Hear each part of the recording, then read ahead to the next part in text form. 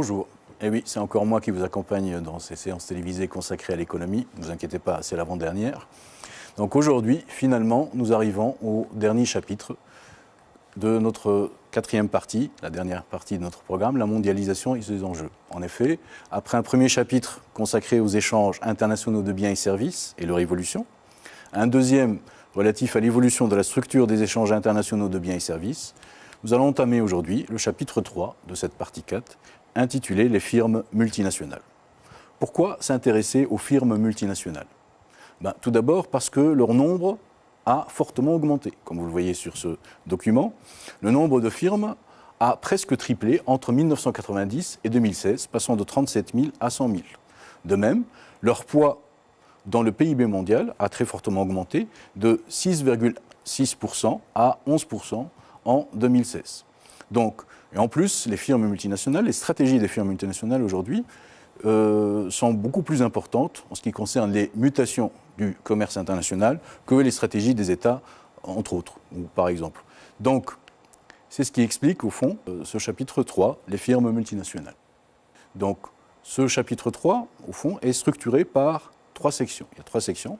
La section 2, les mobiles de la multinationalisation, s'intéressera à la manière dont une firme multinationale, dont une firme devient une firme multinationale. En tout cas, elle s'intéressera plutôt, aux mobiles de la multinationalisation, c'est-à-dire qu'est-ce qui fait qu'une firme veut devenir une multinationale? Quels sont ses objectifs? Donc les mobiles et non pas les modalités. Vous verrez pourquoi je vous dis ça.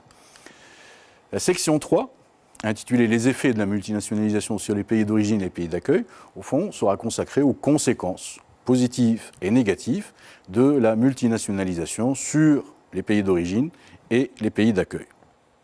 En ce qui concerne la section 1, la nôtre, intitulée « La notion de firme multinationale », il s'agit d'abord de définir la firme multinationale, de voir quelles sont les différentes modalités, c'est-à-dire comment une firme devient une firme multinationale, quelles sont les différentes formes de filiales qui existent, et enfin, on va s'intéresser au développement des échanges intra-firmes.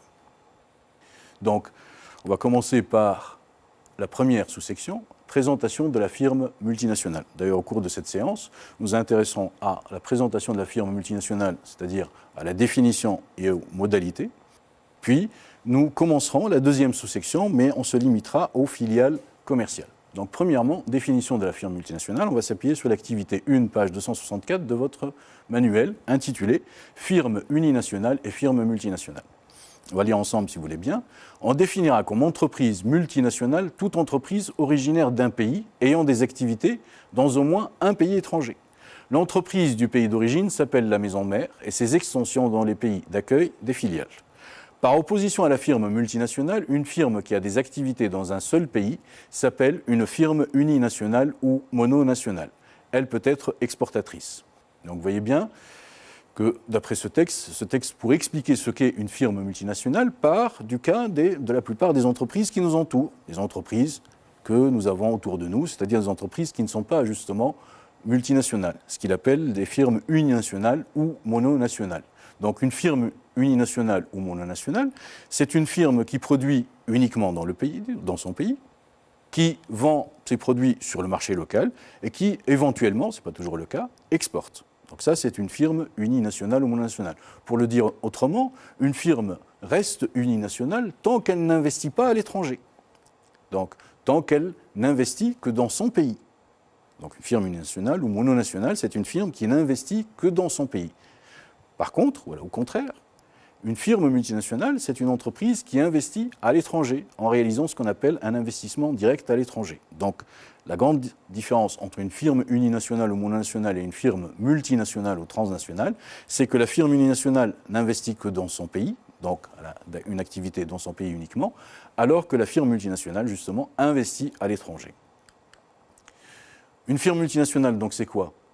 Elle est constituée d'une société ou d'une maison mère, c'est la société d'origine, implantée dans le pays d'origine, et d'une filiale, d'au moins une filiale, qui est implantée dans un pays d'accueil. Donc il peut y avoir une ou plusieurs filiales implantées dans un ou plusieurs pays d'accueil. Donc une firme multinationale, c'est ça, c'est la société de départ et des filiales implantées dans des pays étrangers, dans des pays d'accueil, grâce à des investissements directs à l'étranger.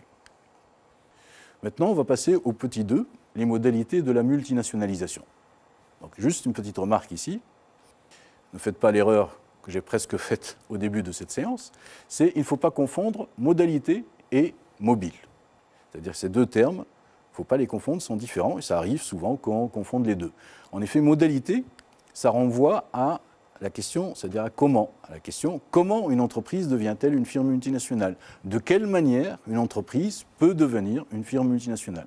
Par contre, le terme mobile, lui, renvoie aux raisons qui poussent une entreprise à devenir une firme multinationale, c'est-à-dire à la question, pourquoi une entreprise s'internationalise-t-elle? Donc, modalité, c'est comment, de quelle manière. Mobile, c'est pourquoi, quelles sont les raisons. Donc, petit 2, les modalités de la multinationalisation. On va s'appuyer sur l'activité 7, page 267 de notre manuel, intitulé « Quelle stratégie adopter pour devenir multinationale ?» Donc, dans leur stratégie de multinationalisation, les firmes ont le choix entre deux modalités.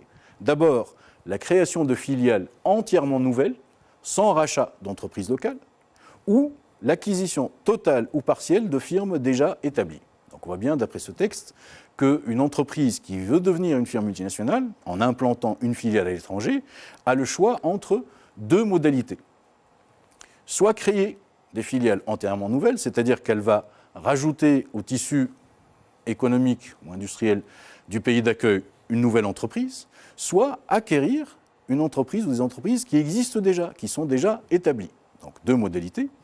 Dans le cadre de l'acquisition d'entreprises déjà établies, l'entreprise, la firme multinationale ou la société mère peut racheter totalement l'entreprise à l'étranger, c'est-à-dire c'est une acquisition totale, ou faire en sorte de l'acquérir partiellement, c'est-à-dire que l'entreprise peut ne pas avoir besoin d'acheter toutes les actions de l'entreprise qui est déjà établie dans un pays d'accueil. Donc l'acquisition peut être totale lorsqu'il y a un rachat complet ou partiel lorsque l'entreprise achète 20, 30, 40% des actions de l'entreprise dont elle va faire une filiale. Donc dans les deux cas, il s'agit d'une opération de fusion-acquisition puisqu'il y a cession, c'est-à-dire qu'une entreprise va céder une partie ou la totalité de ses actions à une autre entreprise. Donc, lorsqu'il y a acquisition d'entreprise, cette acquisition peut être totale, 100%, c'est-à-dire qu'elle est absorbée, l'entreprise, ou partielle. Parfois, il suffit même d'avoir une entreprise, une firme multinationale peut implanter une filiale en achetant juste 20% des actions de l'entreprise visée. Pour ce qui est du deuxième cas, la création de filiales entièrement nouvelles, là aussi, il y a deux sous-choix, on va dire. Soit l'entreprise crée cette filiale seule, comme une grande, et à ce moment-là, elle va en assurer, bien sûr, seule aussi le financement et le risque aussi, c'est-à-dire elle va encourir le risque commercial toute seule, soit elle crée cette filiale en partenariat avec une autre entreprise, ce qu'on appelle en co-entreprise ou en joint venture. Donc maintenant, on va voir, c'est quoi cette co-entreprise, c'est quoi un joint venture.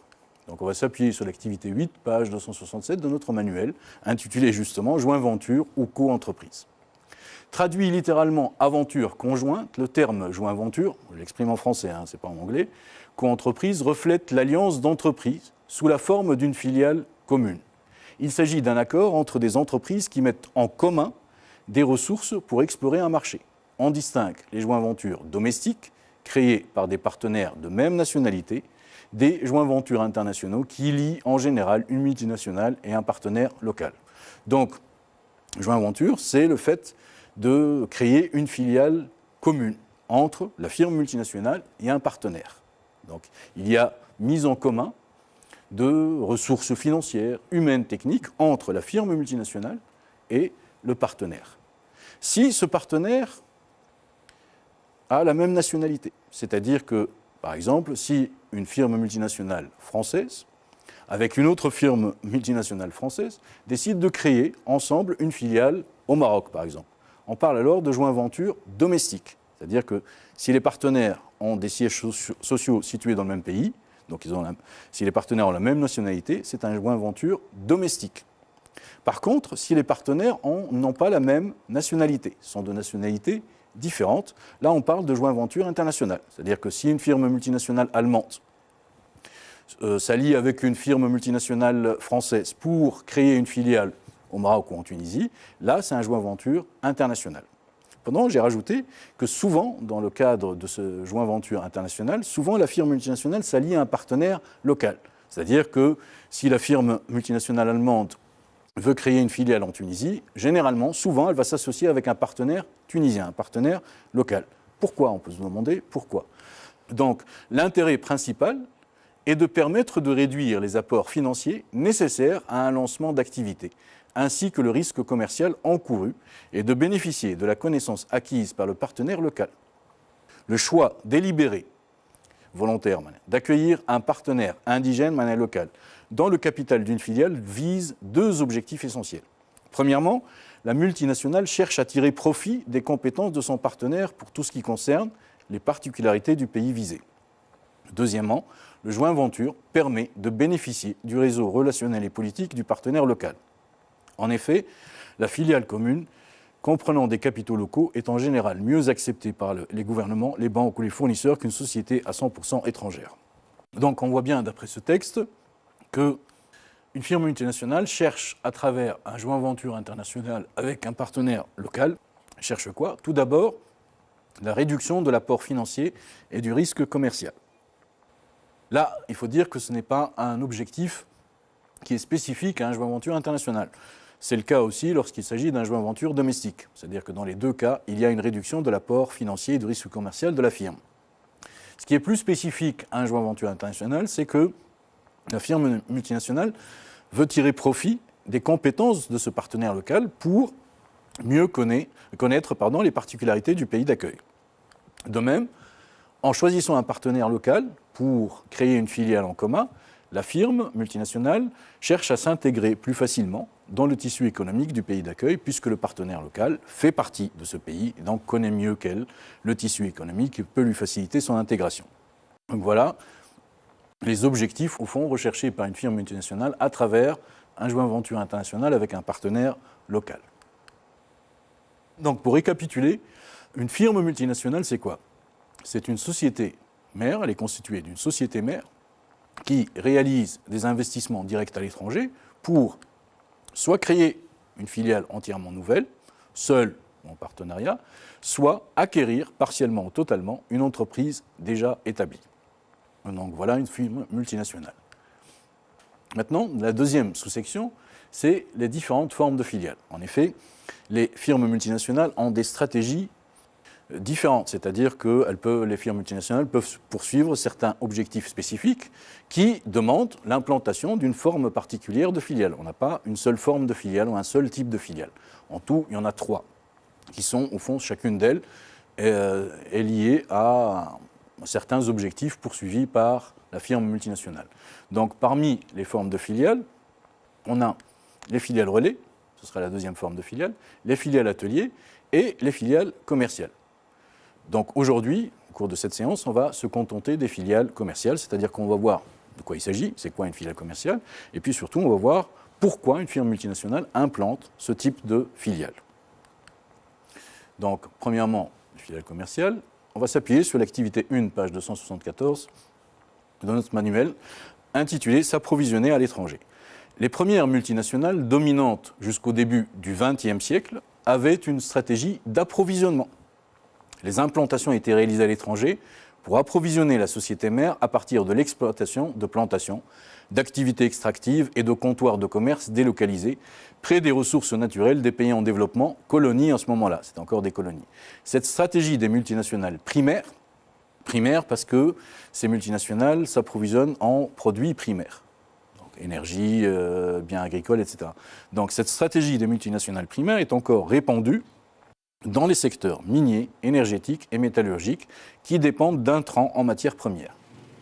Donc, on voit bien, d'après ce texte, que les premières firmes multinationales, les firmes multinationales primaires, ont implanté des filiales commerciales dans une stratégie, dans une optique d'approvisionnement. Il s'agissait pour ces firmes multinationales d'exploiter les ressources du sous-sol, telles que les matières premières, l'énergie, les métaux rares, etc., mais aussi les ressources du sol, telles que les produits alimentaires, les biens agricoles, les matières premières pour l'industrie du textile, le coton par exemple. C'est ce type de filiale, ce type de stratégie d'approvisionnement liée à l'implantation de filiales commerciales est encore essentiel aujourd'hui dans les secteurs de l'énergie et de l'agriculture, entre autres. Ça n'a pas disparu. C'est toujours très important pour un certain nombre de firmes multinationales, et pas les moindres, d'implanter des filiales commerciales afin d'approvisionner la société mère ou d'autres filiales en matières premières, en produits agricoles, etc. Pourquoi, au fond, ces firmes, on peut se poser la question, pourquoi ces firmes ne se sont pas contentées, au fond, d'importer les matières premières, etc., dont elles ont besoin? Si on lit ensemble les deux dernières lignes, vous aurez la réponse. Ces firmes tendent à s'intégrer verticalement en amont à l'étranger, y compris en absorbant leurs fournisseurs étrangers. Donc, l'idée, c'est que ces firmes multinationales ne se contentent pas d'importer les matières premières, l'énergie dont elles ont besoin, mais elles implantent des filiales commerciales parce qu'elles veulent s'intégrer verticalement en amont. S'intégrer verticalement en amont, ces termes devraient ramener certains souvenirs. Au cours de la deuxième partie de notre programme, celle qui est relative à les mutations des structures économiques qui accompagnent la croissance économique, qui accompagnent l'augmentation de la production, il y a une section qui est consacrée à la concentration des entreprises. Donc, l'intégration verticale, c'est une concentration verticale. C'est une des trois formes de la concentration, c'est-à-dire du regroupement d'entreprises. Donc, l'idée, d'après ce texte, c'est que les firmes qui implantent des filiales commerciales, au fond, s'intègrent. Par exemple, si une firme acquiert complètement ou rachète totalement son fournisseur, c'est une intégration verticale. Donc, les mobiles de l'implantation des filiales commerciales, dans ce cas, se confondent avec les mobiles de la concentration verticale en amont, c'est-à-dire en remontant la filière. Donc, les principaux objectifs de l'implantation de cette forme de filiale sont les principaux objectifs de la concentration verticale en amont, c'est-à-dire baisser le coût unitaire de production, par exemple en éliminant la marge du fournisseur, afin d'obtenir une meilleure compétitivité prix, ou alors assurer la régularité et la bonne qualité des approvisionnements. La firme multinationale cherche à avoir cette régularité et cette bonne qualité afin d'améliorer sa compétitivité structurelle ou hors prix. Donc vous voyez qu'on a à peu près les mêmes mobiles que dans le cas d'une concentration verticale en amont. Maintenant, on va voir que les filiales commerciales, certaines firmes multinationales depuis quelques décennies, implantent des filiales commerciales pas dans le but pour obtenir une meilleure compétitivité prix, en tout cas pour obtenir une meilleure régularité ou une meilleure qualité des approvisionnements. C'est-à-dire que les buts poursuivis depuis quelques décennies par l'implantation de filiales commerciales sont un peu différents de ceux qui sont affichés sur votre écran. Donc on va voir maintenant de quoi il s'agit. Depuis une vingtaine d'années, les firmes industrielles internationales développent davantage leurs propres réseaux commerciaux. De plus en plus, elles prennent en charge la commercialisation de leurs produits en la confiant à des filiales distinctes. Sur les 4000 firmes présentes en France, 1 sur 2 possède au moins une filiale de commerce de gros. Vous voyez déjà, il y a un terme pour distinguer ces filiales commerciales, c'est-à-dire qu'on a un deuxième type de filiale commerciale ici, donc ce sont les filiales de commerce de gros. Ces filiales constituent une pièce essentielle de leur organisation. Elles distribuent en aval, on ne parle plus en amont maintenant, elles distribuent en aval la production de la firme en opérant à l'échelle mondiale. Donc il est clair d'après ce texte qu'on est ici dans une stratégie de distribution, c'est-à-dire que les firmes multinationales vont implanter ces filiales commerciales, ces filiales de commerce de gros, pour les distinguer des autres filiales commerciales, pour assurer en aval, c'est-à-dire en bas de la filière, on descend la filière, la distribution des produits de la firme. Là aussi, on peut se poser la question, pourquoi ces firmes ne se sont pas contentées d'exporter? Pourquoi elles ne sont pas contentées d'exporter leurs produits? Pourquoi implanter des filiales de commerce de gros? On va voir ensemble que, à travers leurs filiales, elles peuvent principalement maîtriser la qualité de leurs produits et stabiliser leurs approvisionnements. Elles se donnent aussi les moyens de mieux ajuster leurs prix, de maîtriser la stratégie de leur marque et la qualité du service après-vente. C'est-à-dire qu'ici, les mobiles, au fond, c'est un peu comme une intégration verticale, mais non plus en amont, mais en aval. C'est-à-dire que la firme multinationale, en implantant ses filiales de commerce de gros, cherche à ajuster ses prix pour, par exemple, améliorer sa compétitivité prix, mais surtout à mieux promouvoir ses produits, à assurer un service après-vente de qualité pour obtenir une meilleure compétitivité structurelle. Donc, pour résumer au fond, lorsqu'on parle de filiale commerciale, pour résumer, pour synthétiser, soit la firme multinationale cherche à contrôler ses approvisionnements, c'est une stratégie d'approvisionnement, et là, au fond, l'implantation de filiales commerciales revient presque à une intégration en amont, c'est une concentration verticale en amont, c'est à peu près les mêmes objectifs, soit la firme multinationale cherche à contrôler son réseau de distribution, son circuit de distribution, et là, on est dans une concentration verticale en aval, c'est-à-dire qu'on descend la filière. Voilà, la séance d'aujourd'hui est terminée. Merci pour votre attention et à la prochaine. Au revoir.